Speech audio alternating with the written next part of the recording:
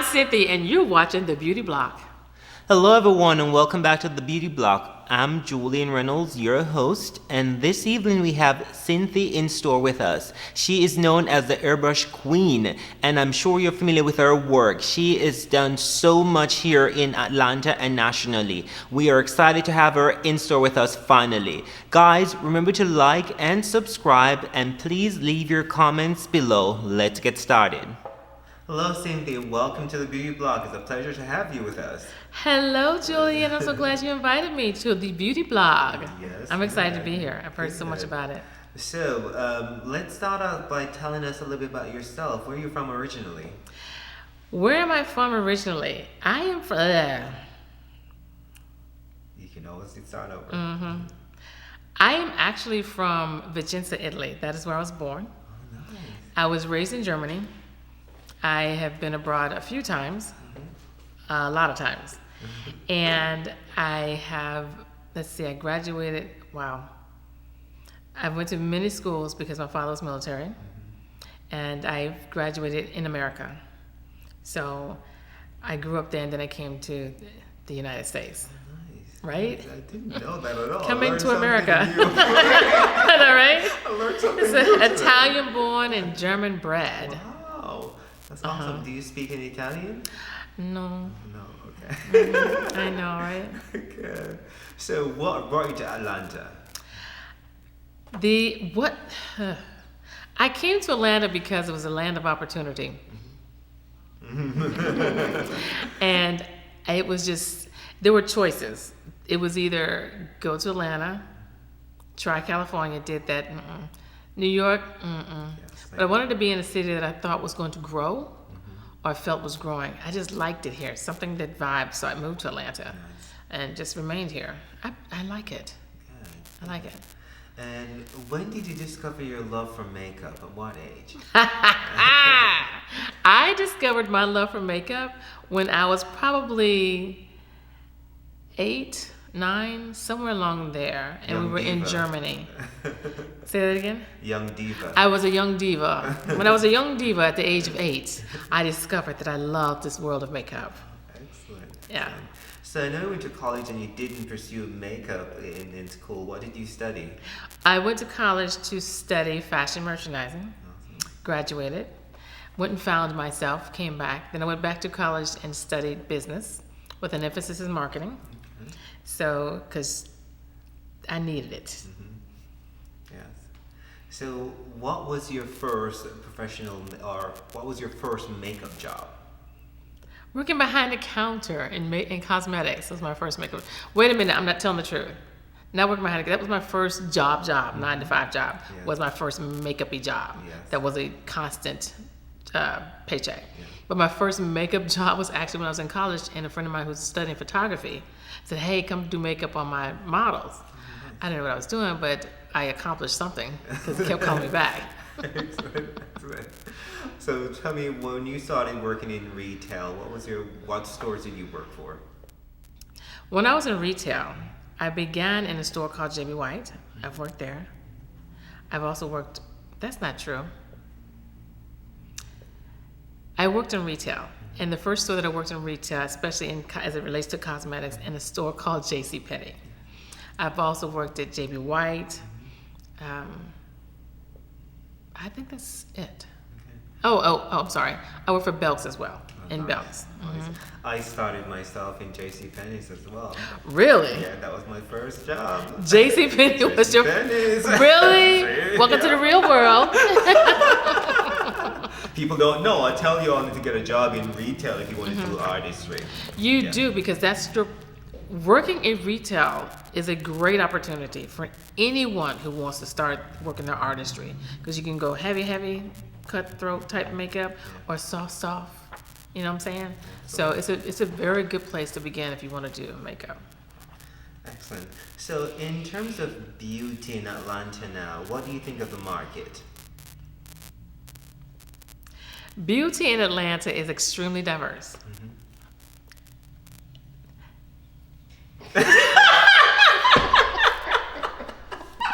That's all you get, bro. Okay, let me say this right. Um, beauty in Atlanta is very diverse. Okay. All right. So tell me, in terms of what was your first major job as a beauty or makeup artist? My first major job in makeup. Does that mean like when I got a paycheck? Yes. Your first big job, you're like, oh my God, I'm really doing this outside the counter. Oh, outside the counter. Because everyone who came to the counter with me was a star because I was practicing on everybody. There you go. Okay. You were the star on the counter. Yeah. So I'm not gonna say what my very first big job is because I don't remember my very first big job. Okay. I've worked with a lot of legends. I can say that much, and it's been it's been humbling. It's been an experience, and I've enjoyed every one of them. Everybody's different, and I knew I made it when I got that first call. I don't know if I said I made it because everybody to me is still just as valuable. They're equal because they're all human. Absolutely. Okay. Absolutely. So tell me, you're an expert airbrusher. How did you get into airbrushing? Like I said a minute ago, this is how I got into airbrushing. This is how Synthe Online got into airbrushing. I was faced with the dilemma of doing something big and didn't have the right tool. But I found that you can either use an airbrush gun or you can paint by hand. And that was when I learned how to do body painting. So I had to do body painting by hand because I didn't know what an airbrush gun was. And not particularly. So I had to learn because when I walked into a situation, everybody there had an airbrush gun and an airbrush compressor and they were brushing so smoothly. I said, okay, I'm missing something here. You know, so that's when I decided I need to learn how to airbrush, take it, run with it, and keep going. So yeah, I needed to learn how to airbrush. I'm like, am I the only one that airbrush up in this camp? Good. So Synthe, what are some of your favorite productions you've had the opportunity to work on? Oh, some of my most favorite productions that I've had to work on, or I've taken the opportunity to work with, are personal projects, corporate projects. I've worked for a couple of companies that have hired me to do things such as making prosthetics to achieve a particular look for their client. So I've done everything from, oh my gosh, corporate America, private clients, clients in the industry that are A-list clients who've requested I do makeup for them for like the Heidi Klum Halloween party. So I had to create prosthetics for a particular client, and then I've had the opportunity to work with quite a few friends here in Atlanta, Georgia, who required me to work with them like that. The job was in like the aquarium or something on that equivalent. So it was a corporate job, and again, like I said, there's so many of them. There's not really a favorite, but that's everything. That's what's so beautiful about it. You just never know where you're gonna end up. Yeah, you enjoy everyone. Every single one, from the smallest to the biggest, because it makes that person happy. Yeah. So I know you're super modest, but I'd like to know a little bit about your awards and accolades. My awards and accolades, I am modest. One of the biggest achievements I've received, and there's been many, but one of the biggest achievements I received was from a woman named Gwyneth Mosby. She's the founder of the Gwyneth Mosby Makeup Academy, and she's created an atmosphere for makeup artists to feel at home and to learn from one another. That was a big deal for me because she appreciates the artists in this area, in this arena, and she wants to acknowledge them and their cohorts or the people that work with them to see just how great they are. You know, it's okay to get an Emmy, an Oscar, blah, blah, blah, blah. But when your peers say that you're great, you're great. Sure. So I think my biggest award that I love so much is the one I got from PMAC with Gwyneth Mosby. Excellent. I love that. So I know coming up as a young artist, there were some challenges you faced. Can you share some of those with us? Some of the challenges that I faced as an artist coming up was myself, building my self-esteem. That's huge in this market. The more I work in it, the more I realize there are so many makeup artists who are challenged with the same thing that I was challenged with when I began, and that's self-esteem. You have to really know who you are, what you want to do, and where you want to go with it, and you have to know it quickly. You can't keep changing your mind. You need to decide who you are and understand how valuable you are to the market. Absolutely, absolutely. And how do you think the industry has changed now compared to when you first started? The industry has changed. It has changed from when I first started to now greatly. When it began, I was on the tail end of learning that you have to know specifics in detail in order to achieve. You got to practice those habits, create those habits, and practice those habits. What I'm finding now are just overnight sensations, which don't understand the value of being a true makeup artist. Absolutely. I'm not a cut crease, what you call that, girl? Wing line and all that. That isn't me. Contour and highlighting, girl. No, there's an art form to applying makeup for each avenue. Okay, so there's an art form to theater makeup. There's an art form to film and TV. There's an art form to live production. There's an art form to put makeup on a woman who may be coming out of a hospital or who may have gone through something traumatic. There's an art form to all of it. So it's not all the same. So it has to be, you have to understand, you have to appreciate all of it.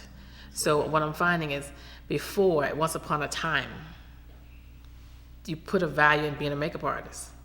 Now, every 30 minutes, 2 minutes, if you check, I had to stop following some timelines because somebody's doing a live demo. Live demo. 3 hours long. Who has time to do, I'm working. Who has time to do a 3-hour live demo? People who are not working. Thank you. And we won't go on. I digress. Okay. I digress. Awesome. I lost my train of thought. So tell me, what is your signature look? What do your clients or your personal clients come to you for? My personal clients come to me for a very outrageous fantasy look. There's something specific that they're looking for. I do a lot of beauty, but people think I don't do beauty. I can post my beauty and talk about my beauty and like, okay, that's cute. I can have 10 pictures of beauty posted and 3 fantasy. And they'll ask me, do you do beauty? I'm like, yeah, the ones right there with no makeup on. Just and because they're overwhelmed by the fantasy, by the fantasy makeup. So most of the time when people call me, it's to create a dead person or a fish or a bird or a character out of a storybook, which is fine. I love it because there's a market for it. Okay? So when I get calls, it's because it's something unique that they want done and catered to. It's a tailored piece of art. Awesome. Is there a part of what you do now that you really enjoy over others? Like I know you do some prosthesis, you know some the body painting. What aspect do you enjoy most? Oh my word. What I enjoy most, the aspect that I enjoy most, okay, this is 2-part. I enjoy working with a team of people who have an overall, where there's an overall idea that has to come together. I enjoy that. At a slow pace or fast pace, as long as the plan is written out, that's a lot of fun. Just to see what it's gonna look like at the end, like, oh yeah, now I get it. I like working with private clients because the idea is so unique. You're challenged to make sure you give them what they're looking for. So that is the awesomeness of being the type of makeup artist that I am. Those are the two areas that I like most. That team that creates something big, or this private client that wants something very unique. The challenge is there either way. Perfect. Excellent. So you work with a lot of products and a lot of brands based on what you do. What are some of your favorite products that you just cannot? I know you have tons that if you were stranded and you had to have a bag with just these products, what are some of those? Okay. I work as someone who works in the industry behind the scenes and with product. There's a lot of product. In my bag, the most important tool that's in my bag is my sponge, my egg-shaped sponge, my airbrush gun, my airbrush compressor, my moisturizer, and I can work with my wheel that has the primary colors in it and the black and white, I'm good to go. Because you better believe I'll figure it out with that wheel. And then a liquid. If I have to make that color go through the airbrush gun, I can liquefy that color and be good with it. And some powder, because I can also blow powder through an airbrush gun. That's something you have to learn in my class. Oh, yeah. I want to come to that class. I know, right? Yeah. All right. So tell us about Synthe Online and your workshop and your process of being an educator. You know what? I became an educator because there was a need. There was a huge need. And I became an educator because there was a request, a consistent request. I became an educator because of a huge need. I became an educator because of a consistent request. Teach me how to airbrush. I want to learn how to airbrush makeup. I want to learn. And at that point, I had known how to airbrush for a year. But not only that, I didn't just know how to airbrush. The airbrush system I first got broke down, so I had to take it apart and put it back together. The gun broke down, I had to take it apart and put it back together. I was buying stuff that kept breaking, and I was so frustrated, like, why does this stuff break? So I looked at other markets and other guns and other compressors, and I would start taking them apart and putting them back together to figure it out. So it just strengthened me. It gave me a lot of strength and a lot of courage to say, oh, okay. And then there was different brands. So I just got better at it. And at that point, when people started asking me, hey, teach me how, I knew exactly what to do. So that's how I got into the education part, because there was demand. And then as the demand grew, I incorporated other classes. And I was working with a lot more beauty artists at the time. And beauty artists wanted to do more. So I felt obligated to share information like that. It was out of necessity. Yeah. So how did Synthe Online became? Synthe Online. Synthe Online. So, Synthe, I was born Synthe. My mother and father named me Synthe. Synthe Online came out of, I had no choice. I went online to purchase my website, the name, and there was a gentleman working with me at the time. And I'm on the phone with him talking, I said, man, I can't get Synthe. And I was like whining and complaining like some little spoiled little brat. And after a while, he was like, just add online to it and just, it'll be fine. You're going to be online anyways. And I said, Synthe Online? He said, that's what you're doing. Get Synthe Online so I can build your website. You're taking too long. And I was like, okay, I'll just be Synthe Online. It connected so quickly and took off so fast, I had to stick with it. You know, so it's Synthe at Synthe Online, Synthe of Synthe Online. It's a part of the whole gimmick of who I am. So that's how it began. It was totally had no choice, not necessity. I had no choice so to be Synthe Online because online was not, Synthe was not available, but Synthe Online was. I mean, how many people you know named Synthe? But I was mad, so who took my name? Someone in Italy. Oh, really? Oh, wow. Yeah, I want my name back. There you go. I know, right? Yeah. I know, right? Excellent. So tell me, I know you teach a lot. How many kids do you think you see or students per year? A couple of hundred. Oh, nice. You know, because I teach and do demos as well. I do demos as well. So I'm in front of children from the ages from 6th grade all the way up. And I teach a lot of young adults, a lot of teenagers, a lot of students who are homeschooled, a lot of grown people. Yeah. They're different. They're different. I teach a lot of people from grown to young.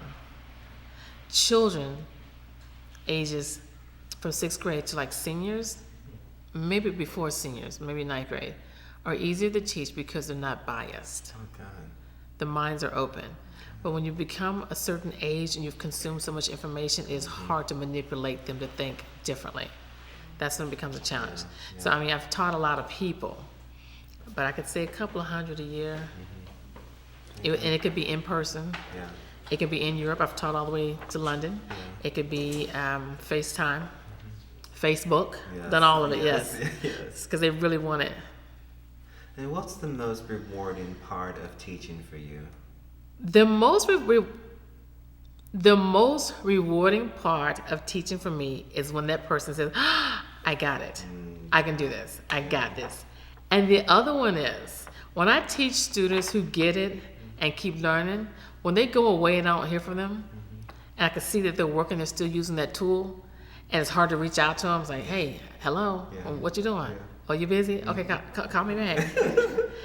That you've won, okay, because they've taken what you've taught them and they're running with it. Absolutely. That's a really good feeling. Good. Yeah. So, what do you see yourself doing in the next 5 years? In the next 5 years, I see myself on a yacht in the largest ocean in the world, teaching. Good. So still working, I Still think. working. I will not sleep. I will always be working and sharing. Good.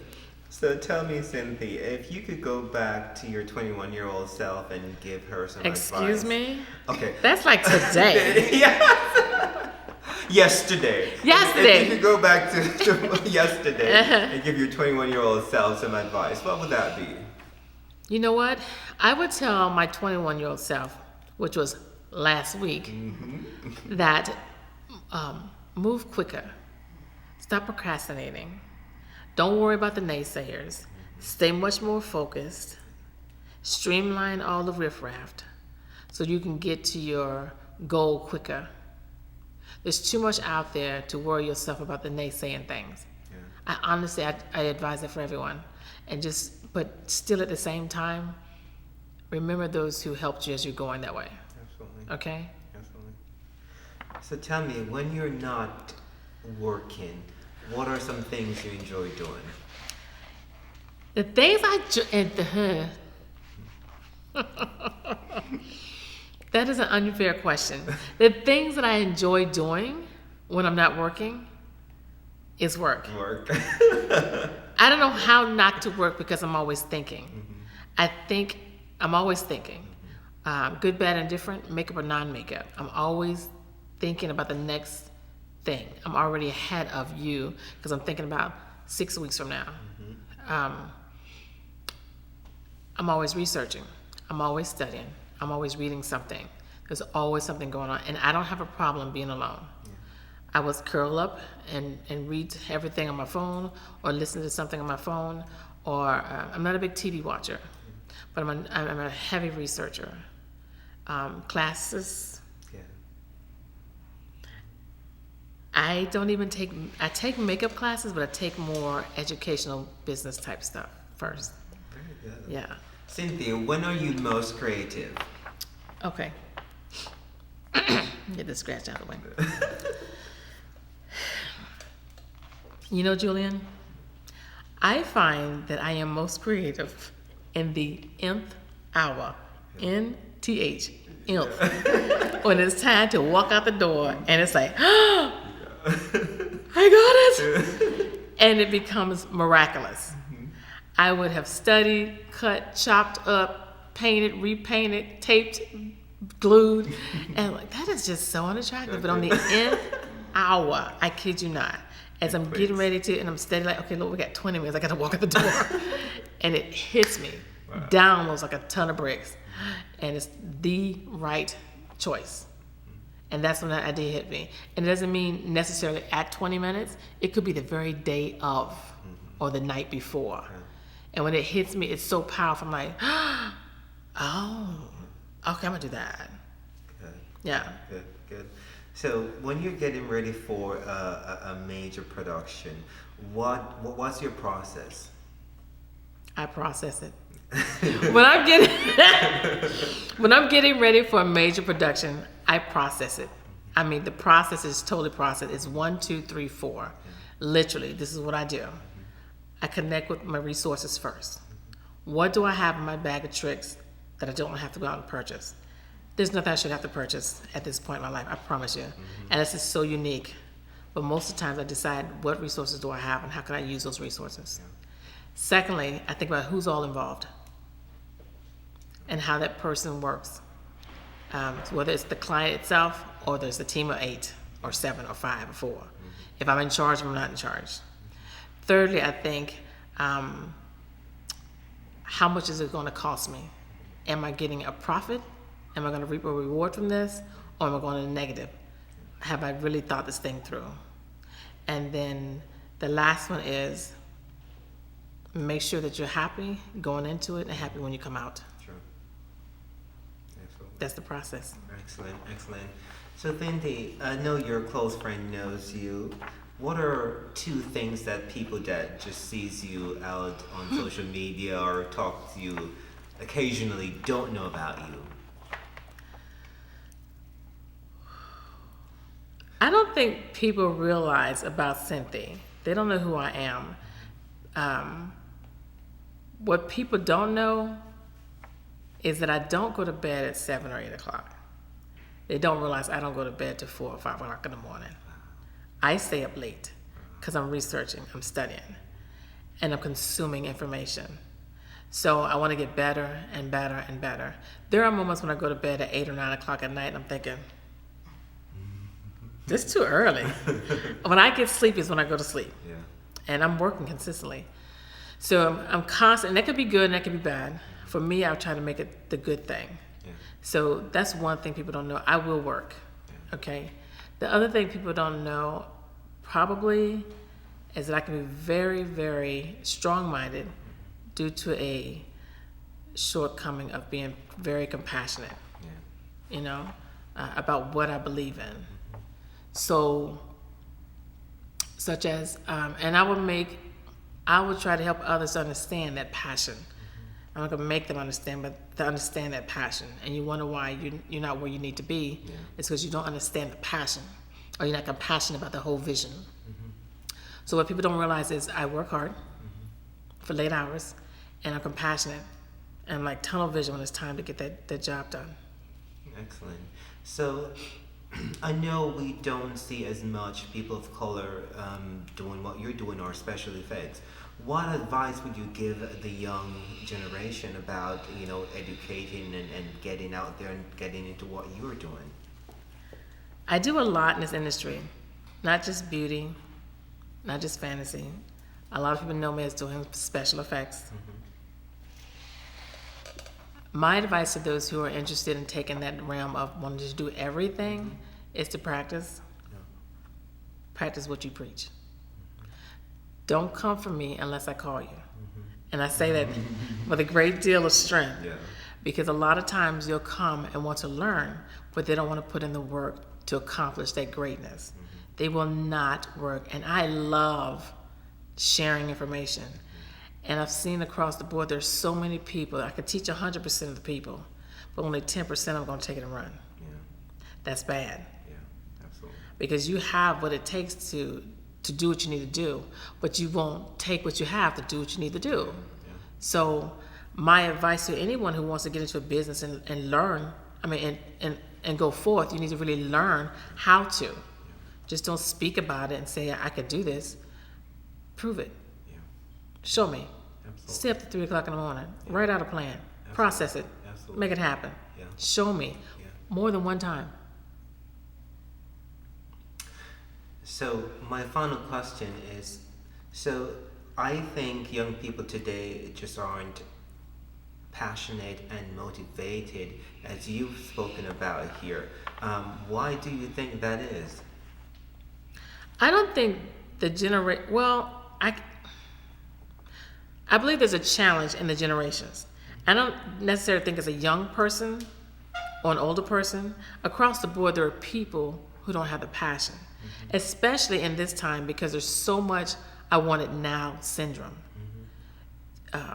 The gratitude is, I can't wait. I want it now. Sow the seed and watch the plant grow. But you want to sow the seed, dig down in there, put in a fake plant, or you want to cut areas, and that's not good. So the difference between a person who wants it, who's willing to wait for it, and I think the challenge we're having now is that person who wants it quickly, just quickly. And you're seeing that a lot in social media. Give it to me quickly. I want it now. Yeah. So it's not I don't find it to be a great thing. I found it to be a challenge for those who are trying to succeed because they're not giving it 100%. They just want it now. And they want the fame now. Excellent. Cynthia, thank you so much for joining me today on the Beauty Block. It's been a pleasure having you, and I've learned a lot just sitting across from you. Oh, thank you. You're definitely an inspiration to me I personally. appreciate it. Thank So you. Thank you. Thank you. Thank you. And so before we go, please tell us about your next class that we have coming up. I always teach classes. One of my favorite classes is perhaps the ball cap class. That is fun. It's very educational. It's an eye-opening moment too. It's like, wow, this is how you do it. I teach flat mold making. Flat mold is a form of special effects you create on a flat surface. I teach airbrush makeup, which is my favorite class. And I teach color theory. No, that's my favorite class now. Yeah. I teach color theory 1 and I teach color theory 2. Color theory 1 is teaching you how to see color using the primary colors. Color theory 2 is teaching you to use generic colors, not primary colors, and how to manipulate those colors quickly so that you can get results that you want. Excellent. So color theory 1 is so engrossed with seeing color, it takes a lot of time to get it. Yeah. But it's easy. I teach you easily how to see it. Color theory 2 takes you up a notch. Good. So there are classes available. I teach one-on-one and groups, and you'll see a lot of my classes. You can catch me on Facebook and catch me on Instagram. Tell me your name on Instagram. My name on Instagram is Synthe Online, SYNTHE Online. Perfect. One word, you guys. Missing. It's not first and last. Yeah. It's one word. Good, good. Cynthia, thank you so much again. It's been a pleasure. It's been a pleasure being here today too. I love it, Julian. And you're Good. such a star. Thank you for having me.